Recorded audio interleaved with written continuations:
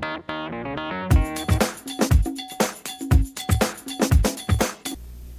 this is Sitima Fowler, co-CEO of Capstone Information Technologies.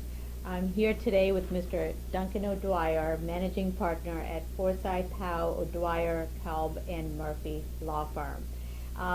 This law firm has been in business for over 60 years, and it's so exciting because I think when you talk to a successful business owner, it's always very insightful, but when you talk to a firm, a partner who's been around with a business that's been around for 60 years and has been successful, you learn so much. And so I'm really excited about this interview. And so welcome, Duncan. You're now a Rochester rock star. Okay, you've always been, but now you're officially on camera. So Well, thank you.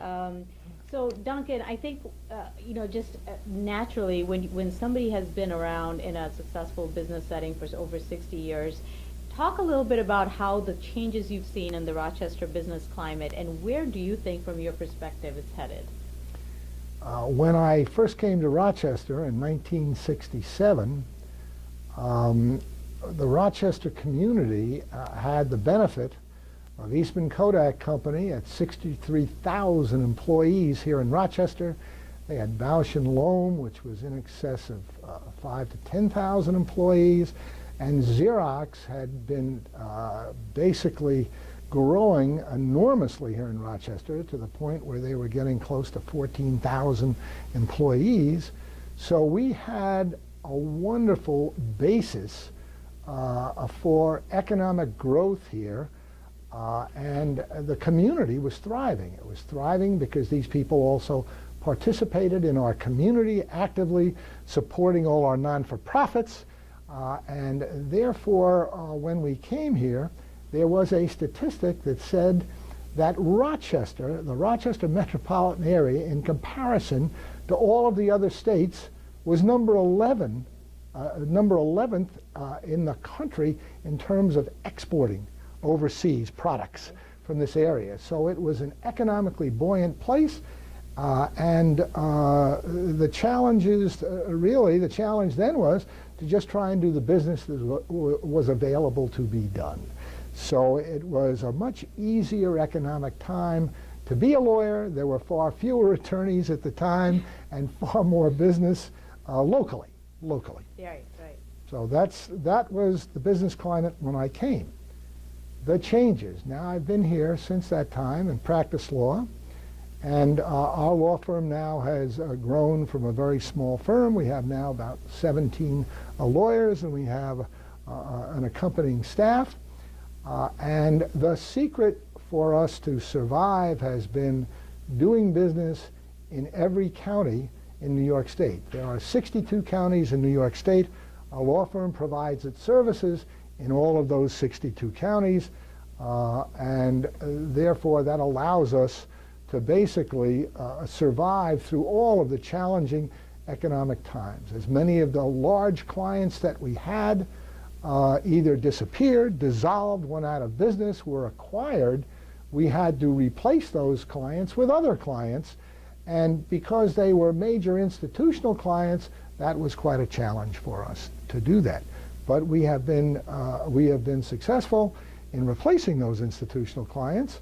And that is not without an enormous amount of effort in terms of trying to identify clients that would be really related to our law firm services, going directly to those clients and identifying how we can support them.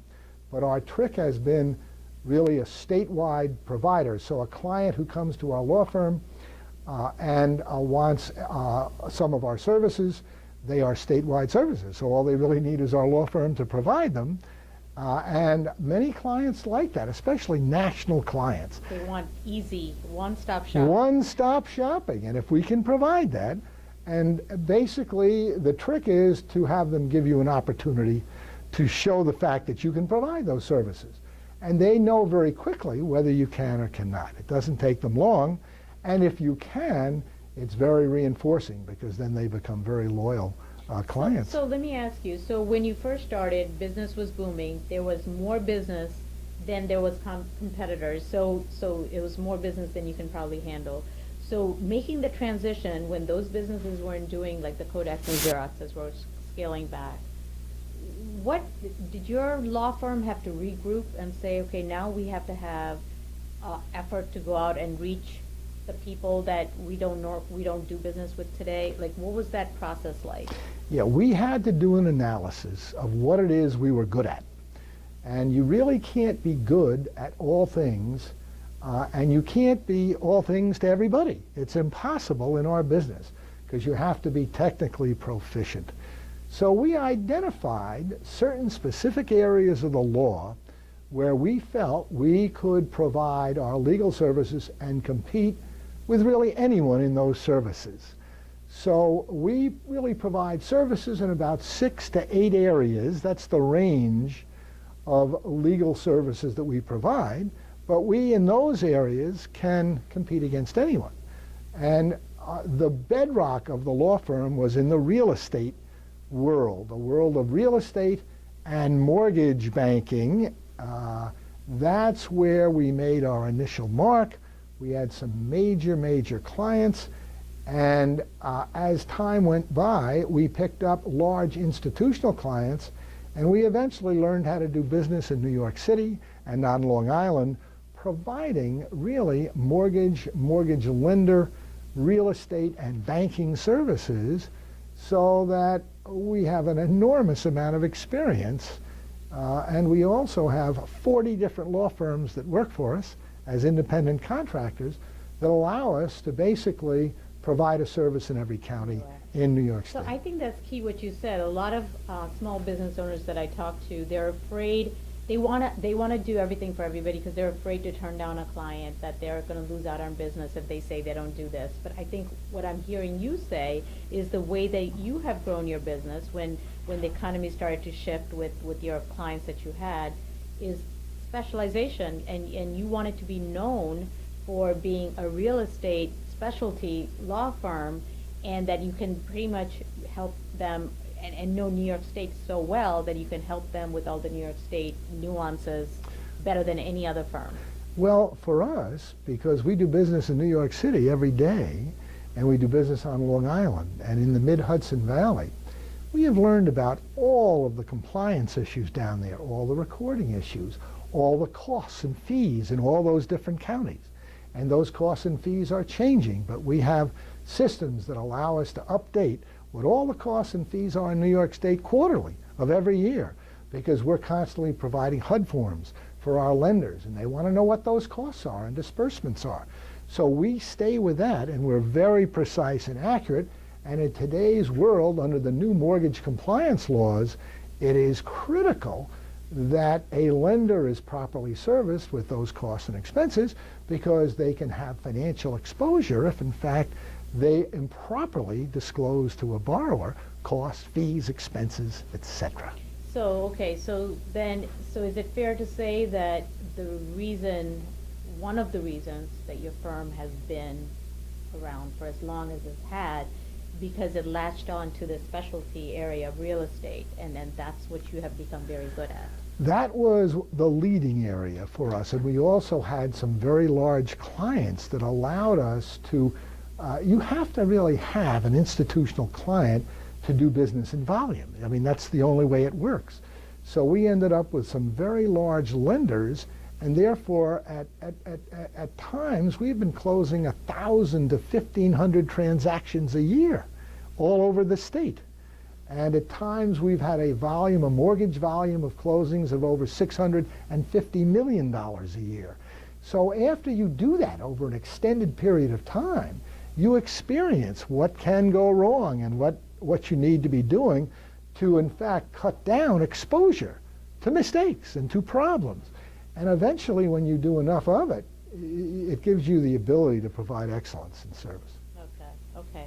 So let's talk about this document that you shared with me. Is the Codewire's Rules for not only surviving in the very overcrowded legal field, but in thriving, which I love it. So you're not just existing, you're actually thriving in an overcrowded marketplace. So are there specific, I mean, you have what, like, let's see, you have 14 rules in here.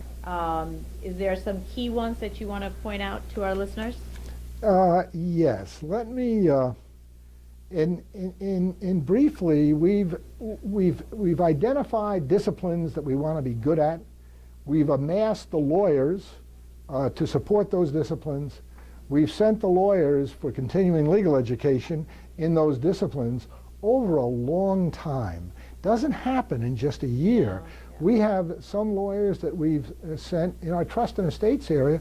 We've sent 2 of our lawyers to continuing legal education programs for 10 years. And they constantly are educated, they're updated, and now they're very sophisticated. They're sophisticated in estate tax planning and in probate and Medicaid and Medicare planning, and that takes a lot of education. So we've invested. We had to invest in that, and it takes time for you to procure a return on that investment. But we are now starting to procure a return on that kind of investment. So we have the attorneys, we have the disciplines, we have the education, and then you need to surround yourself with people who can make your business go forward, allowing you to lawyer and they to in fact administer your day-to-day operations. So I can't tell you how important it is to have an outstanding office administrator. Now that really is for any business, but in the law business it is critical because it allows the lawyers to practice law, which is what they are good at and what they should be doing. So we have an outstanding office administrator here who handles our HR problems, our computer problems, handles all of our internal accounts, and we tie that with monthly meetings. So from time immemorial, we have monthly partner meetings and we don't fail. We don't pass them by. We know every month we're going to meet. We look at our internal financials. I think we have 8 or 9 different internal financials, which we look at every single month. So we know where we are. It allows us to budget properly from year to year so that we know what our costs and expenses are going to be almost to the penny after all these years of being in business. So the unknown becomes, what are your revenues going to be? And you try and do the best you can in looking backwards over the past 5 years as to what your revenues have been, what possible new revenues can come. Various lawyers have new clients that they bring in to the firm, and that is an ongoing process. It's ongoing. So I think when you have a laser-sharp focus on the numbers and the key business metrics for your business, I mean, that should become your guiding principle, and you need to visit them. And then, like Duncan said, they do that on a leadership level on a monthly meeting. At a monthly basis. You also need a strong accounting firm. You need a strong insurance agent because you have issues that deal with these things. So they need to be knowledgeable and responsive. You need to, in fact, keep accurate timesheets. All lawyers need to keep accurate timesheets. You need to have a policy for retainers so that you know in what situations you're going to have basically a retainer, how much that retainer is going to be. All of that is business related, but it's exceedingly important. I agree. Anything else you want to point out? By the way, I want a copy of this after we leave. Okay. Yes. Let me briefly finish what are my management points. You want to be scrupulously honest. You want to be honest to the penny. There's no such thing as a shade of gray. It either is or it is not. You want to be honest. You want to be candid with your other attorneys, candid with your clients. Tell the truth. Whatever it is, tell the truth. Once you've got a client, you want to communicate. Nothing is more important than keeping that client basically apprised of what's going on in any given matter. So communications all the time. You want to paper the desk of your client with information about what you're doing. So there's the best surprise is no surprise to a client. They know what's going on. Keep them informed. Return telephone calls. The day you get them, call them back. If you have a matter that's in a litigated state, let that client know where you are all the time. Whether things are good or bad, tell them what it is so they understand what's going on. Make sure that your lawyers have all the equipment they need to support them. They need all of the technology they can possibly have and that you can afford to make it work. Do it now. Any task you have, do it immediately. Don't procrastinate. Take it on. Do it no matter how difficult it is. You're far better served in doing it immediately. We've talked about regular monthly meetings. You want them. It's very important to meet monthly and discuss. Discuss your financials, discuss your clients, what is going on in the law firm. You also want to make sure that you as an executive, if you are running a firm, you want to make sure that you are kind and courteous to your staff, that you encourage your staff, that you educate your staff, that you make sure that it is a nice place to do business in, that they want to come to work. And you want to, in fact, praise them if they do things well. And if they don't do things well, you want to educate them. You educate them. And so that we have employees here that have worked for me for 20 years, 25 years, 30 years. And that's because they like coming to work here. And so you want to praise good work by others. And lastly, marketing. You need to be doing some form of marketing almost daily, because clients that you have, you may not have a year from now. That's right. And even if they're good clients, they can go out of business, they can be purchased by other companies, lots of things can happen. And so you constantly have to be identifying potential new clients for the law firm. For us, we seek institutional clients that need the kind of support we can provide, and then we go directly to them and we basically present what our skill sets are and geographically where we can provide those skill sets. So, earlier you mentioned that, okay, as a small business, you don't go and advertise, put up a big billboard and say, come here, you do more direct marketing. Can you give a specific example of what you do? Yes, some of it is direct and planned, and some of it is what I would call indirect. So I'll give you a perfect example. This past week, we represent 22 different relocation companies. So the relocation companies have affiliations with major clients. So we're servicing clients, relocation companies that have clients like General Motors, and they are a worldwide provider. So we are providing relocation services to employees that are coming into New York State and that are leaving New York State. And we have other relocation companies that are involved with Lowe's, meaning they handle Lowe's business all over the country. And so we would be supporting their employees that come into New York or leave New York. But the other day, a new relocation company has a client called Jones Day. Jones Day is one of the largest law firms in the world. They're based in Cleveland, Ohio.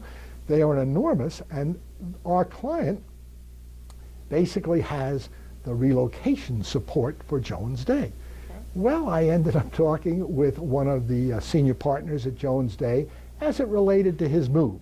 This particular partner was moving from Whitestone, New York to Miami. He was Hispanic, fluent in Spanish. He was a merger and acquisitions. We got talking, and he had a fairly complex real estate transaction for his sale, so we were talking regularly for about 10 days off and on, and he was very pleased with what we were doing. So he asked me, he said, is this real estate world, is that something that you people do on a large scale? And I said, we do it statewide. He said, send me all the materials on your law firm. I will send it to our real estate department at Jones Day, and if we have a need for assistance in upstate New York, we would be delighted to use your law firm. So you're forming alliances even with other law firms because you are very good at what you do, and there's a potential for them to excel by using you. They could use our services. They might not want to come upstate New York to deal with the matter. It might be a matter that is too small for them to deal with. So that's how you're spending your time, so rather than advertising, forming those exactly. I do it all through relationships. Okay. It's all through, and for existing clients. We have many existing clients who we say, just call our existing client and they'll share with you how we do. So for me, I do a lot of that type of thing. I also put various folks together. So I'll give you an example. We have a client that may be setting up shop down in New York City. They want to open up an office. They have that responsibility. I may put them in touch with a major broker who I have an involvement with, a commercial real estate broker, and they might work together to open up an office down in New York State. Now, this client I may have could be a lender, and I'm doing their lending work, but I know that they have a need, and I have a friend who is a major broker, and he'd be delighted to help them out. I do that all the time. So I'm acting as basically a relationship manager, but helping people to provide services and get together. You're being like a connector. A connector, and I do that all the time. And then the hope is that at the end of the day, you will derive some business out of it. Yes. And many times you do, sometimes you don't. But even if you don't derive direct business out of it, you've made some folks, you've made them satisfied, and you've helped them. And if you help people, the time will come probably at some juncture where it comes back as a reward. Right. Well, thank you so much, Duncan. I think talking to you, and for somebody who has been in business for so long, has so much credibility and validity to what you're saying, because it's not just yesterday that you opened your firm, right? So I think this is really good, and from just some of the takeaways that I took from this, don't be afraid to specialize. Be good at something and be better at it than anyone else, any one of your competitors. That's one of the keys to growing. Then have a set of values. I mean, obviously Duncan has things that he's learned over the years that is working, and he's now made it part of his culture. Have those values and make sure you're constantly following through and educating people on it. And I think educating your employees and investing in your employees is one key thing that I heard over and over. And then in the marketing, I think making those spending the time and investing in those relationships and connecting people, whether it's for immediate gain or not, I think will come back and pay off. So thank you so much for sharing those insights. Do you have any other words of advice for entrepreneurs? I think that it is a challenge to be an entrepreneur in any discipline that you go into. But to be an entrepreneur, you need to be basically saying, I'm going to do this. I don't mind working as hard as I possibly can to make it work. Because any business that succeeds is predicated on vision, but there's an enormous amount of hard work. Yeah. So you got to be willing to just work as hard as you can. You have to have some idea. You have to have some ability to basically finance that idea in some way, so you need some folks that are in the lending capacity to help you out, to help you get started. You need to have a business plan. You need to, in fact, understand where you're going to go. There has to be an objective and a way to get there. But is it doable? It is doable. And you also have to be willing to take some risk. We've taken some risk, and you have to be cautious when you're taking risk, but you need to take some risk. You have to make some business decisions that you may not know exactly how they're going to turn out, but you have a good idea of how they're going to turn out. And lastly, just as kind of a culmination, my observation of what's going on today around Rochester is not gloom and doom. I've been general counsel of Roberts Wesleyan College for 35 years. Tomorrow I'm closing a $26 million a loan through the Bank of Castile and Comida to build a new nursing and science center at Roberts Wesleyan College. How exciting this is for our community. It will allow us to educate an additional 100 nurses over 5 years, and it will give us now a total, with the nurses we are now training in undergrad and graduate school, 350 nurses in training at Roberts Wesleyan College, all of whom will get good jobs, either locally or out of the area. It will increase our applications to the college, and it is exciting. I also have friends at Kodak. Our board chairman, Terry Tabor at Eastman Kodak, is our board chair, and Eastman Kodak has just built a very extensive manufacturing facility here in Rochester, and they're going forward with new products. They're completely out of the old business, and they're in their new business, and they're going to do well. And my friend, Mr. Tabor, is excited and enthusiastic.